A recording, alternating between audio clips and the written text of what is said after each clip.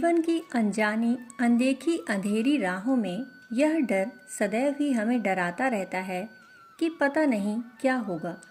मन में भय बना रहता है और वह हमें भयभीत किए रहता है। भय एक तरह का भ्रम होता है, लेकिन यह भयानक प्रतीत होता है, जिसका सामना करने से भी हम घबराते हैं।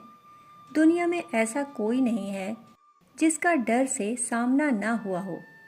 कोई भी नया काम शुरू करने से पहले डर सामने होता है कि कहीं कोई विफलता ना मिले।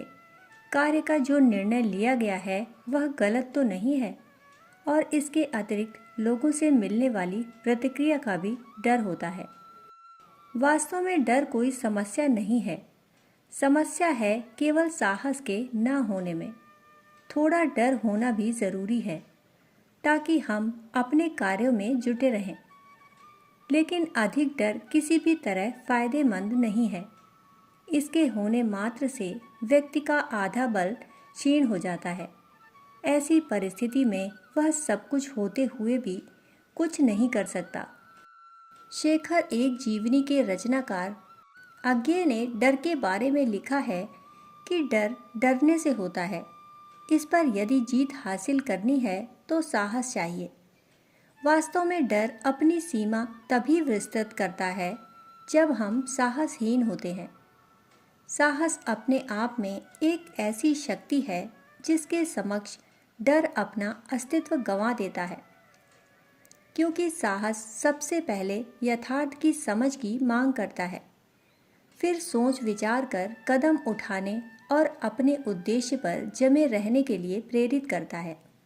साहसपूर्ण जीवन जीना एक सीढ़ी भर नहीं है, बल्कि जीवन का अंतहीन सिलसिला है। शोध भी इस बात की पुष्टि करता है कि साहस के समक्ष डर ज़्यादा देर तक नहीं टिक सकता। साहस और सकारात्मकता एक ही सिक्के के दो पहलू हैं। सकारात्मकता नैतिक साहस को बल देती है और साहस सकारात्मकता को। दुनिया में जितने भी बदलाव हुए हैं, साहस उनके आधार में रहा है। साहस किस तरह डर को पराजित करता है, इसका एक उदाहरण बुद्ध के जीवन का है। कुरु जनपद की रानी बुद्ध को पसंद नहीं करती थी। वह यह भी नहीं चाहती थी कि बुद्ध कभी उनके राज्य की सीमा में प्रवेश करें, परंतु बुद्ध एक दिन उनके राज्य में प्रवेश कर गए। जब उन्हें पता चला कि बुद्ध उनके इलाके में आ रहे हैं, तो उन्होंने नौकरों चाकरों को आज्ञा दी कि वे बुद्ध और उनके अनुयायियों का विभिन्न प्रकार से अनादर करें। बुद्ध के प्रवेश करते ही लोगों ने उन्हें उल्टा सीधा कहना शुरू कर दिया। कोई उन्हें देखकर हंसने लगा तो कोई गालियां बकने लगा, पर बुद्ध शांत रहे। परंतु उनके शिष्य घबराए। उनके लिए यह सब बड़ा ही विचित्र अनुभव था। आज तक उन्हें हर जगह स्नेह और सत्कार ही मिला था। ऐसा अनपेक्षित व्यवहार उनके साथ अभी तक किसी ने ना किया था। शिष्यगण इसका रहस्य नहीं समझ पा रहे थे कि यहाँ उनके साथ ऐसा क्यों हो रहा है। आखिर बुद्ध के प्रिय शिष्य आनंद से यह सब सहन ना हुआ और उसने बुद्ध से कहा, भंते, हमें यहाँ से चले जाना चाहिए। बुद्ध ने पूछा, कहाँ जाना चाहते हो? आनंद ने उत्तर दिया, किसी दूसरे क्षेत्र में जहाँ हमें कोई अपशब्द ना कहे। इस पर बुद्ध बोले, वहाँ भी यदि कोई दुर्व्यवहार करे तो? इस पर आनंद ने जवाब दिया, किसी और स्थान को चले जाएंगे। बुद्ध ने कहा, तो हम कब तक भागते रहेंगे? जहाँ गलत व्यवहार हो रहा हो और उससे मन भयभीत व परेशान हो, उस स्थान को तब तक नहीं छोड़ना चाहिए जब तक वहाँ सामान्य स्थिति ना आ जाए। क्या तुमने यह नहीं देखा कि मेरा व्यवहार संग्राम में बढ़ते हुए हाथी की तरह होता है?